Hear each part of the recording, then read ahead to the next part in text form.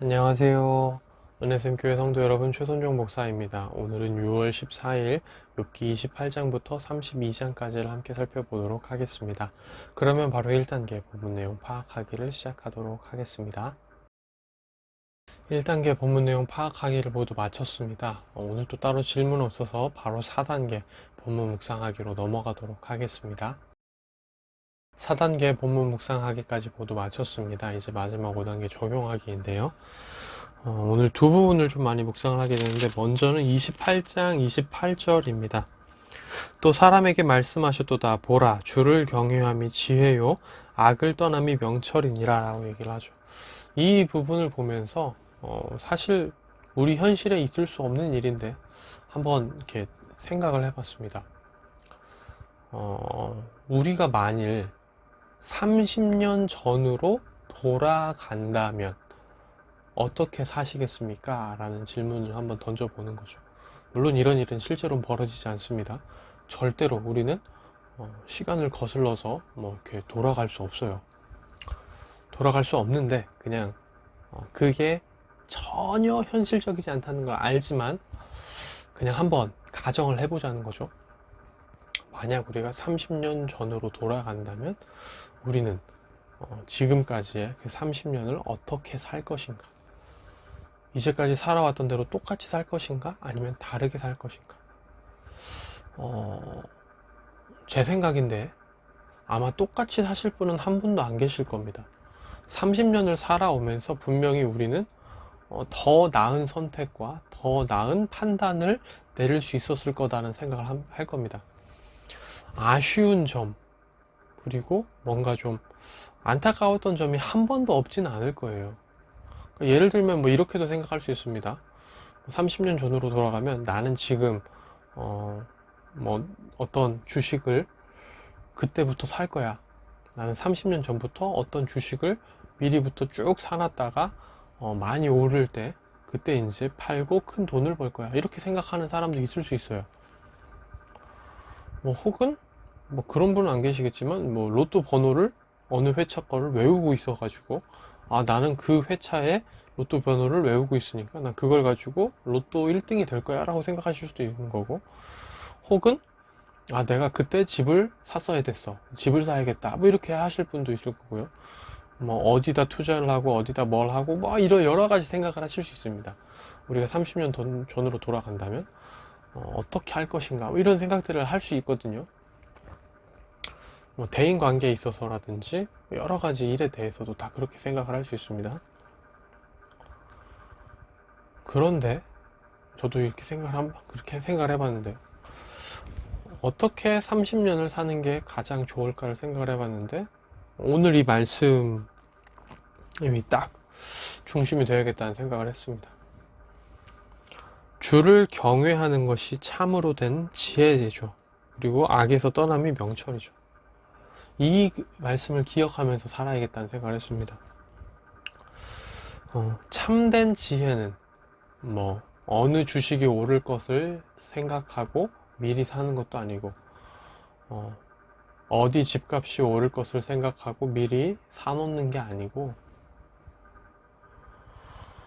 그렇다고 해서 우리가 미래의 정보를 알고 그거에 따라서 돈을 많이 벌고 우리가 뭔가 큰 이득을 취하려고 막 할 것이 아니라, 대인관계에 있어서 우리가 어떻게 할 것인가에 대해서 고민할 게 아니라 그런 건 다 부차적인 것으로 내려두고, 제일 먼저 우리가 고민해야 될 것은 내가 어떻게 더 주를 경외할 것인가를 고민하고 그거에 따라 살아가야 된다는 거죠. 어떻게 하면 내가 그때 지었던 죄, 내가 예전에 그 지었던 죄를 이번에는 짓지 않을 수 있을까? 어떻게 하면 악에서 떠날 수 있을까?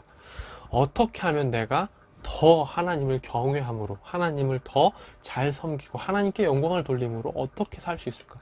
내가 그때 내렸던 결정을 이렇게 하나님 보시기에 기쁘게 내렸다면 어땠을까?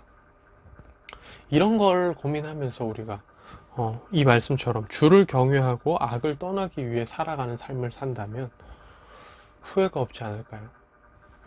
나비 효과라는 말이 있습니다. 북경에서 이제 나비가 한 마리의 나비가 날개짓한 게 지구 반대편에서 태풍으로 돌아올 수도 있다. 뭐 이런 이론인데요. 그러니까 극히 작은 어떤 것이 또 어느 쪽에서는 굉장히 큰 후폭풍을 일으킬 수 있다라는 얘기입니다. 이 나비 효과 이론을 가지고 영화도 만들었었는데요. 그 영화도 보면 이제 이렇게 나옵니다. 과거로 어떤 사람이 돌아가서 하나를 바꾸면 다른 게 다 바뀌어 버립니다. 다 꼬여 버리는 거죠. 우리가 이제 과거로 돌아가서 예를 들어서 이제 뭐 어느 주식을 막 샀습니다. 어디 집을 샀습니다. 큰 돈을 벌었습니다. 그럼 그로 인해서 우리가 예상치 못했던 더 큰 문제, 더 큰 어려움들, 더 큰 고난이 닥쳐올 수 있습니다. 그러면 어쩌면 그때 가서 돈은 더 벌었지만 더 불행하다고 느낄 수도 있어요. 차라리 30년 돌아오기 전에 인생이 더 행복했다, 더 나았다, 이렇게 평가할 수도 있는 겁니다. 덜 불행했다, 이렇게도 평가할 수도 있는 거고요.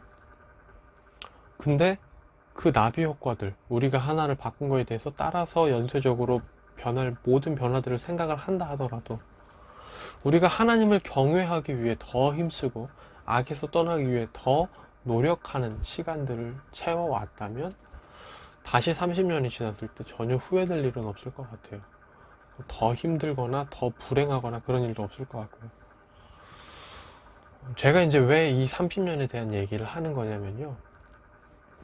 처음에도 말씀드렸듯이 우리는 과거로 돌아갈 수 없습니다. 시간을 되돌릴 수 없어요. 다만 이제 우리가 그걸 인지했다면 지금 우리 앞에 놓인 앞으로의 30년을 두 번째 사는 것처럼 살 수는 있다라는 거죠. 이미 한번 살았던 사람처럼,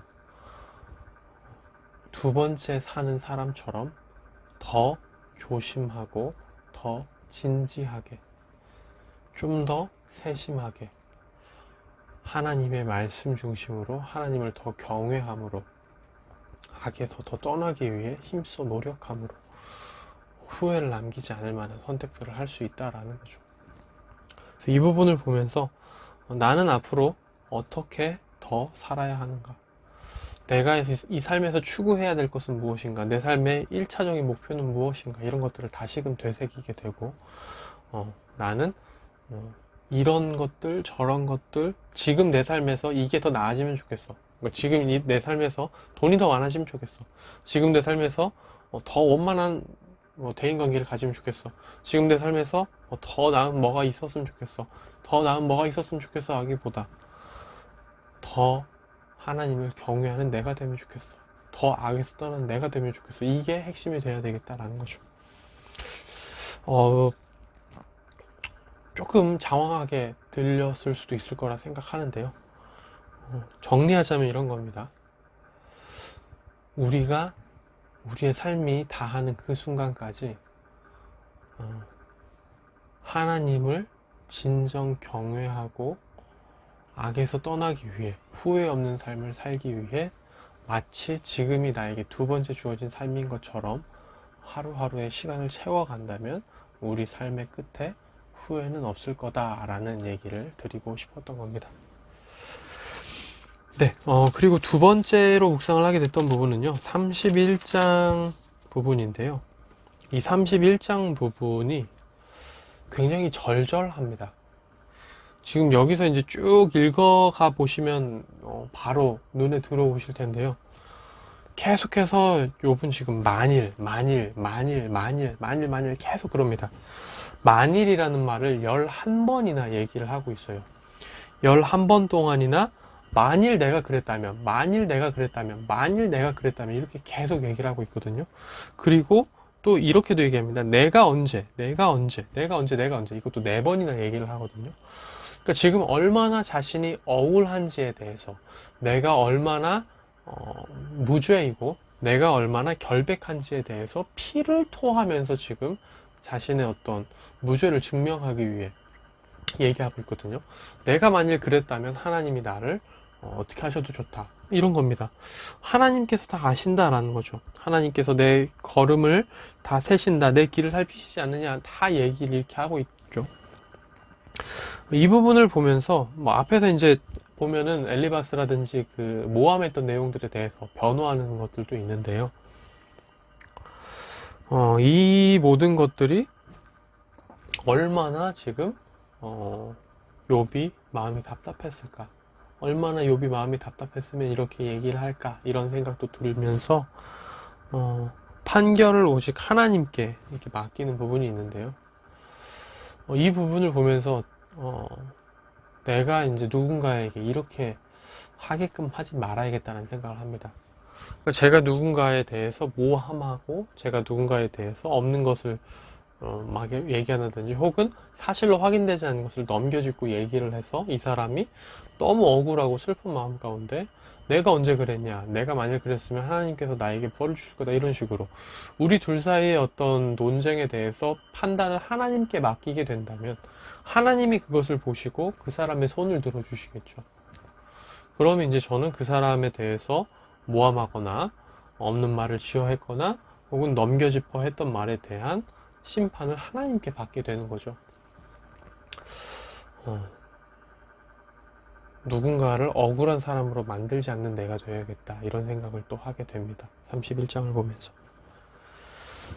네, 오늘의 큐티는 여기서 마무리가 되고요. 내일 다시 뵙도록 하겠습니다. 안녕히 계세요.